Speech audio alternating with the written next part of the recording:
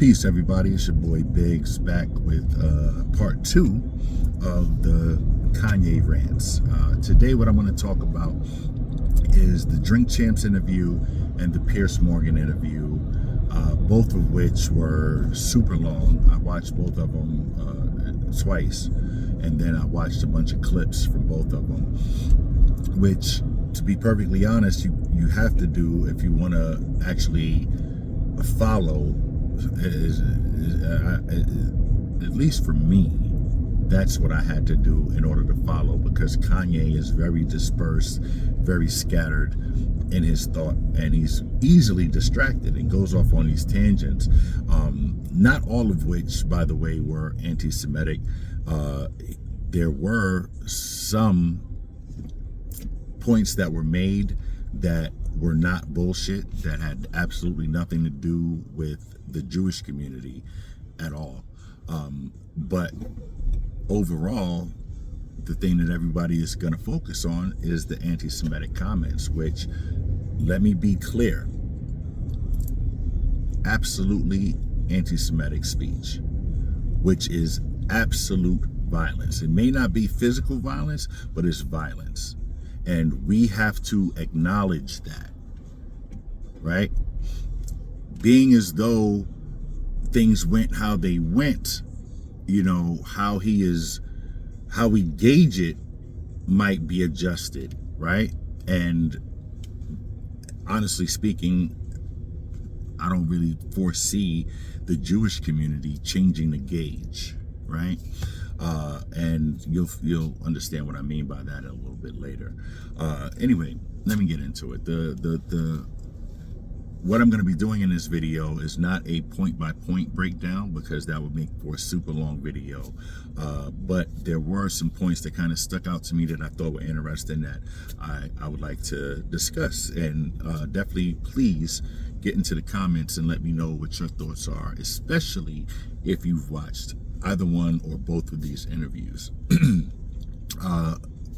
Also, before I get started, I want to just let everybody know that the people, at least the people who were talking smack about Drink Champs, right? And, you know, that whole thing. I'm not going to lie, it was a shit show, straight up and down. But there's something that you have to understand. Drink Champs is not Piers Morgan. Drink Champs is not Tucker Carlson. Drink Champs is not Good Morning America. Drink Champs is a show for the hip-hop culture, right? The way that it's set up is basically like the homies sitting down, drinking, smoking weed, and talking about memories and things that happen on different tours, beefs and stuff like that, right? This is the design of this show, which is why it's one of the illest podcasts out there. However, like I said, they're drinking and they're smoking pretty much the whole way through, which is why Noriega was not able to kind of counter Kanye and challenge Kanye on a lot of the things that was being said by him. So that being said, let's get to some of the interesting things that, at least the things that I found that were interesting. Number one being, and it really stuck out to me, he was able to connect the dots between the story being publicized about Kim Kardashian and Pete Davidson having intercourse in front of a fireplace to honor Kim's grandparents. He was able to connect that to Jewish Zionists who were about that life. That's a quote, right? As opposed to, and blamed them for the publication of that story. And all I could think is, really, my dude? Like, it couldn't have possibly been Kris Jenner. You know Kris Jenner, Kim's mom, the one that put the video out that probably made you want Kim in the first place, that vilified your boy Ray J. Remember her? Maybe it could have been her, but he put it on a Jewish media. I thought that was super interesting. Another thing that I thought was interesting is he had a realization at one point what he called the realization. I had already called it out, I swear. Realistically, he is jealous of the things that the Jewish community has been able to accomplish, or not even what they've been able to accomplish, just how they live. And what I mean by that is he made mention that he's jealous of the abortion rate, or the difference in abortion rates between the black community and the Jewish community.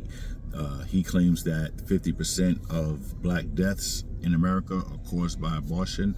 I'm not sure. I did not go into that research, but he's said that the Jewish community's rate of abortion is substantially lower.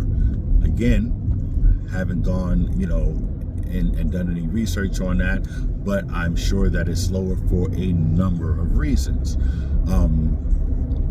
He says that he was jealous that Jewish people are not killing each other at the same high, alarming rates that black folk are killing other black folk.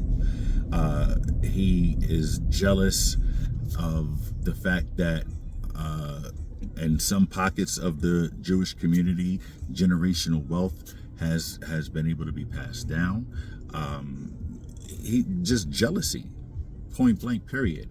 And the reason that I found that interesting is because these are all issues that, while they may be very real as far as the black community goes, none of that is the fault of the Jewish community, right? If any group is going to be at fault for these things, it would be white supremacy, right? Now, here's what I find extremely interesting about that. What Ye is doing is basically spewing a whole bunch of white supremacy talking points. And they're not necessarily talking points that are discussed today, but a lot of these things are things that were put into the black ethos back in the day. A lot of people may not be aware, but when redlining came into play, especially in places like New York City, black people were not the only people who were affected. The Jewish community was also affected, right? And my theory is that at some point, once they realized that they had forced us together, they realized that we might actually unite, right? We may realize that our common enemy is enough to unite us. So what did they do? They created rumors in both communities. They were telling, the perpetuating the image of black people being savages, and they are going to rape your women, and they're going to rob your stores, and all of this, that, and the third. And then in the black community, they were saying, well, the reason that you can't get no nice houses is because the Jews is buying everything up. You can't get a loan because the Jews is in charge of the banks. All of this being done to drive a wedge in between the two communities, because they realized that even though they had pushed us together, they had to keep us separated, right? And a lot of the prejudices that exist in the black community were started during that time period. And because, information was not as available as it is now, we just didn't know. And a lot of things were taken to be truth because it had been told or said for generations, right? But the reality is that our struggles are very, very similar. And our enemies are the exact same people. Believe that. Understand that. So, like I said, I thought that was like super, super interesting. Just from an analytical kind of standpoint. Another thing that I thought was very interesting is that when he had that realization, he still would not offer up any type of an apology for the anti-Semitic speech that he was spewing, right? He doubled, tripled, quadrupled down on it, in fact. And he copped out by saying, well, what I'm saying can't be considered anti-Semitic because I'm a Jew. This is bullshit. Neither in religious practices or in ethnicity is Ye a Jew. Period. If he were, he would have put that out there way earlier than now, right? I also realized that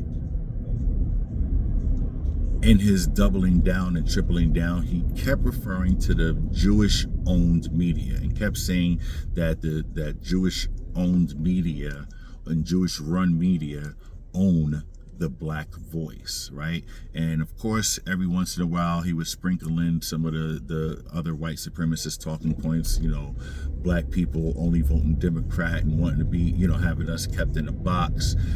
He made an analogy about a hood analogy, which would make sense in certain contexts, but definitely not in the context that he put it in, when he said that if he goes to a neighborhood and while he's in that neighborhood, or projects rather, he goes to a projects and they shoot at him or they shoot him or shoot his man, then it's going to be fuck that projects, period, right? In a very rudimentary hood mentality, that is exactly how it would go.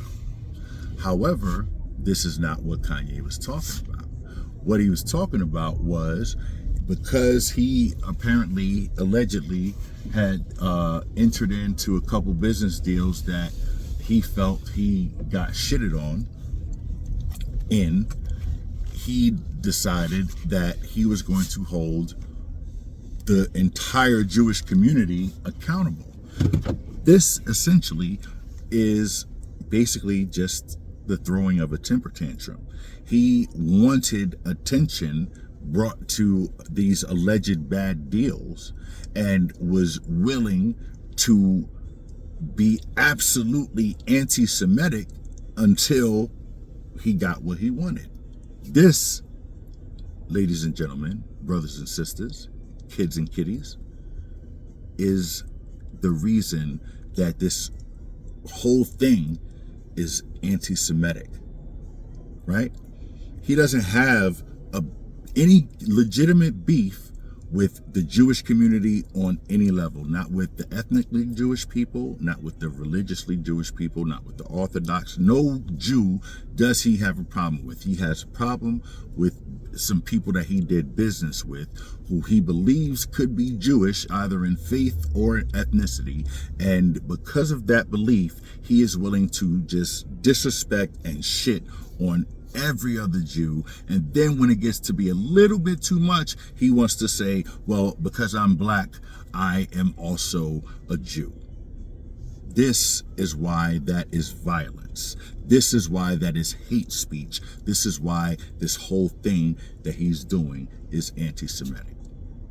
And until we understand that and put all of those nuanced factors, right, as far as what was taught to us and brought forth in the black community, until we start to actually have those discussions, he is going to continue to be the same asshole that he has been, because he's doing so unchecked. I said in a video that I did before this that Kanye West is the black version of Donald Trump. And I didn't mean that as far as the politics of it all. I meant the fact that he is an absolute narcissist and he will do and say whatever, whenever, about whomever he decides. And the reality is, and we've seen this to be true with both of them, right?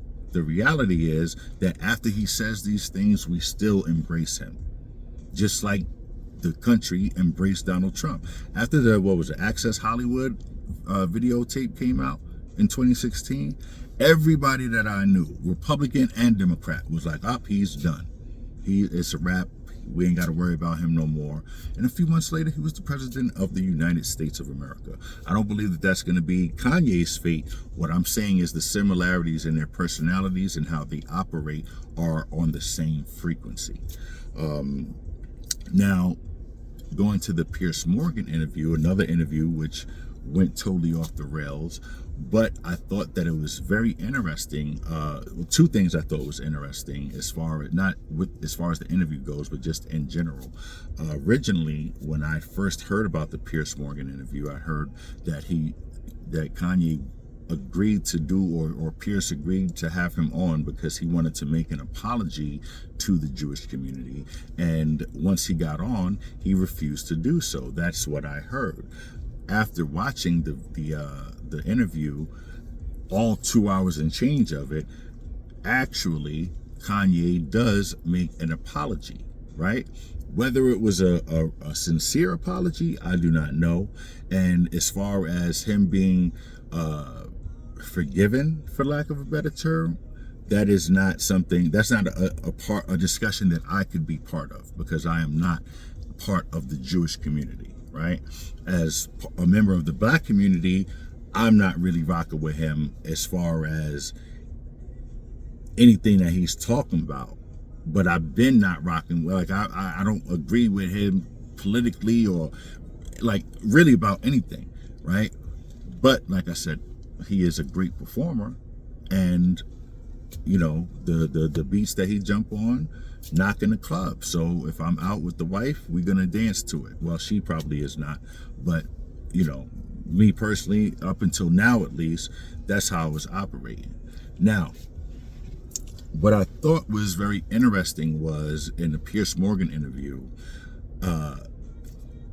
Piers constantly brought up the fact that Kanye was not actually mad with the Jewish community, yet he was offending the Jewish community when the people he was mad at were businessmen. So why not just say that? And for 2 hours, man, Kanye just kept, you know, doubling down and tripling down and all of that.